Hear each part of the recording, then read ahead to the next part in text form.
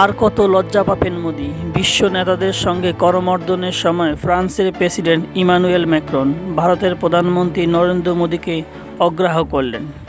প্যারিসের কৃত্রিম বুদ্ধিমত্তা এআই শীর্ষক সম্মেলনে এই দৃশ্য দেখা যায়। সোশ্যাল মিডিয়ায় ছড়িয়ে পড়া এই ভিডিওতে দেখা যায় মোদীকে উপেক্ষা করে তার আশেপাশে থাকা অন্যান্য অতিথিদের সাথে হাত মেলান ফরাসি প্রেসিডেন্ট ইমানুয়েল ম্যাক্রন।